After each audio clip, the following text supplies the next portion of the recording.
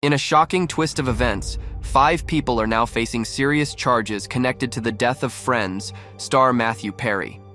5 people, including 2 doctors, have been charged over the drug-related death of Friends star Matthew Perry. The actor, who tragically passed away last October, was reportedly affected by the acute effects of ketamine, and the fallout is nothing short of dramatic.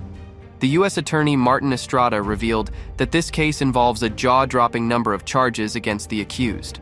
We're here today with our law enforcement partners to announce federal criminal charges related to the death of the actor Matthew Perry. Among them is Dr. Salvador Plasencia, 42, and Jasvine Sangha, 41, who's dubbed the ketamine queen of North Hollywood. They are each facing 18 criminal counts for allegedly supplying ketamine to Perry in the weeks leading up to his death. Defendant Sanya sold the batch of ketamine that resulted in Mr. Perry's death on October 28th. The scale of Sangha's illegal activities became clear when federal agents raided her home. They found an astonishing 79 bottles of liquid ketamine and nearly 2,000 meth pills, showing just how massive her drug operation really was. That investigation has revealed a broad, underground criminal network responsible for distributing large quantities of ketamine to Mr. Perry and others. The list of co-conspirators includes Perry's live-in assistant Kenneth Iwamasa, Dr. Mark Chavez, and Eric Fleming, a friend of Perry's. Iwamasa and Fleming have already admitted guilt to charges related to conspiracy and distribution of ketamine, with Fleming's charges carrying a hefty maximum sentence of 25 years. Chavez is set to plead guilty as well, facing up to 10 years in prison. They knew what they were doing was wrong. They knew what they were doing was risking great danger to Mr. Perry, but they did it anyways. Estrada didn't mince words at the press conference, emphasizing that these defendants were well aware of the gravity of their actions. Ketamine must be administered by professionals with close monitoring, he stated, underscoring that this crucial step was blatantly ignored. After Perry's death, some of these defendants tried to cover up what they did. On October 28th, after reading news reports of Mr. Perry's death, defendant Sanya wrote a text message to defendant Fleming, saying, quote, "Delete all our messages." Ann Milgram from the U.S. Drug Enforcement Administration added that these individuals played a key role in Perry's death by falsely prescribing, selling, or injecting the ketamine. Matthew Perry's journey began with unscrupulous doctors who abused their position of trust because they saw him as a payday. And it ended with street dealers who sold him ketamine in unmarked vials. The case unraveled further as details emerged about how Plasencia, who learned Perry wanted ketamine, reached out to Chavez to obtain the drug. Investigators uncovered messages where Plasencia made troubling remarks about Perry. Defendant Plasencia saw this as an opportunity to profit off of Mr. Perry. He wrote in a text message in September 2023, quote, "I wonder how much this moron will pay." On the day of Perry's death, Iwamasa administered ketamine to him without proper licensing, while Sangha and Fleming provided the drug. Perry turned to a street dealer, Eric Fleming, who sourced his ketamine from a drug trafficker known as the ketamine queen, Jasvine Sangha. Sangha's attempt to erase incriminating messages and the discovery of drug trafficking evidence at her stash house add more layers to this grim story. With approximately 79 vials of ketamine and other drugs found, the investigation reveals a troubling network of illegal activities. Sangha knew that the ketamine she supplied could be deadly, since in 2019 she had sold ketamine to Cody McLaury, who died at the age of 33. Following the shocking news, Matthew's family has shared a heartfelt statement. "We were and still are heartbroken by Matthew's death, but it has helped to know law enforcement has taken his case very seriously. We look forward to justice taking its course, and we're grateful for the exceptional work of the multiple agencies whose agents investigated Matthew's death. We're hoping unscrupulous suppliers of dangerous drugs will get the message." Before his death, Perry was going through ketamine infusion therapy for his depression and pain, but the amount in his system didn't add up with his last treatment, which was over a week before his passing. Typically, this drug is metabolized in a matter of hours. For him to have ketamine at the level that he had is actually a little confusing to a lot of my colleagues. In his memoir, Perry candidly shared his struggles with substance abuse, which started at age 14 and worsened during his time on Friends. Nobody had ever dealt with that. And, the idea of even losing him. At his peak, he was consuming up to 60 pills a day. I was in that hospital for 5 months and, escaped death really narrowly. But here's the surprising part. He had been 19 months sober at the time of his death. And now I finally feel okay. And despite his struggles with addiction, diabetes, and chronic lung disease, Perry managed to bring joy and laughter to millions. If I did die, it would shock people, but it wouldn't surprise anybody. Well, it still feels surreal that he's gone, doesn't it? And just like Courtney Cox mentioned, his presence lingers on somehow. He visits me a lot, if we believe in that. Yeah, I sense Matthew's around for sure. Now, let's take a moment to remember those iconic Chandler Bing moments that made us laugh, even as Matthew was fighting his own battles. And we just want to know, how do you hope everyone continues to celebrate Matthew's legacy? Celebrate him. Chandler comforting Rachel. This cheesecake line is probably one of our favorites, just hilarious.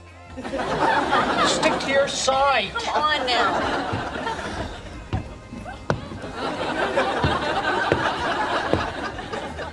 But we also love how Chandler comforts Rachel after a failed romance, hugs her, and tells her that she is gorgeous.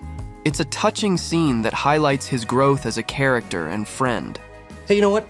I got 2 tickets to tonight's Ranger game. You want to come with me? Cute guys in little shorts? Sure.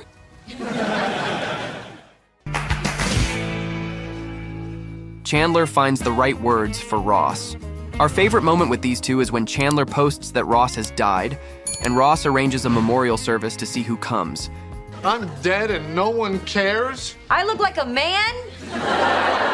Please, one ridiculous problem at a time. Who wouldn't be upset to see that no one came to his funeral? But Chandler finds very touching words for his friend. I mean, I went to that school for 4 years and I didn't have an impact on anyone? Well, that's not true. You had an impact on me. I mean, it's 15 years later and we're still best friends. The Chick and the Duck. Chandler and Joey's decision to adopt a chick and a duck is a memorable and heartwarming aspect of their friendship. Okay, but this is the last time. With a chick here and a chick there. Here a chick, there a chick, everywhere a chicken. These pets become part of their little family and lead to many funny and touching moments. You notice that ever since we got this chick, we've been fighting a lot more than we used to. Their support for each other. Throughout the series, Chandler and Joey provide unwavering support for each other. Whether it's Chandler helping Joey with his acting career, Okay, look, listen. Let's talk about what a huge star I'm gonna be. You are gonna be a huge star. I'm gonna hug you. You hug me. All right. or Joey offering emotional support when Chandler proposes to Monica. Oh, Chandler, you guys are gonna be so happy. I know. Where's all the tissue? Their friendship is a constant source of warmth and humor. The wedding. Hey, Phoebes? Sorry? You haven't told these guys what they're doing in the wedding yet. Well, they're not in the wedding. What? Phoebe's stepfather is unable to get a day release from prison to walk her down the aisle, so Chandler gets the job allowing him to be included in the wedding too.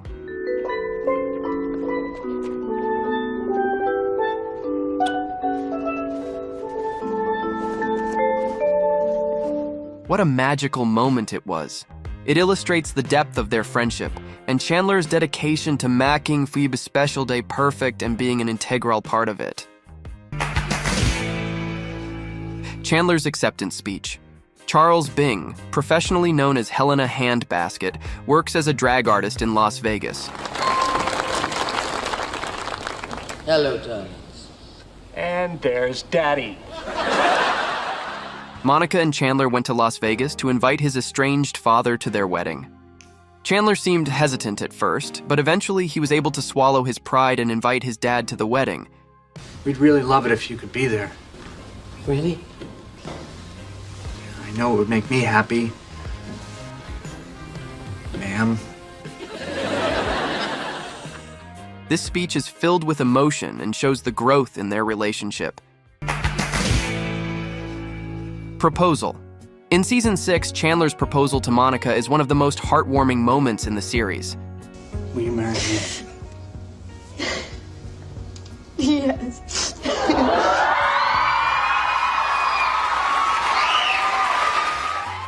It's an emotional and surprising moment, especially for those who followed their love story throughout the series. Although the first I Love You was a bit less romantic, it was no less touching. You are so great. I love you.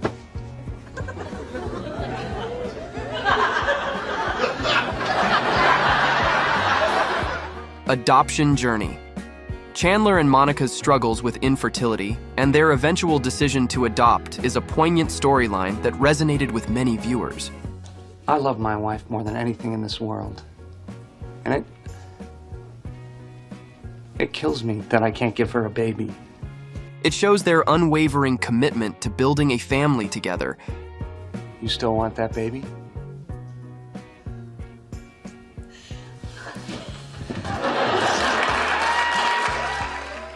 Chandler's sacrifice.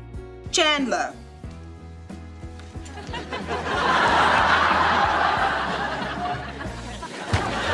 Then problem solved. Chandler will be running our office in Tulsa. You're gonna love Oklahoma. In the final season, Chandler accepts a job offer in Tulsa, which means he would be away from Monica. Our news.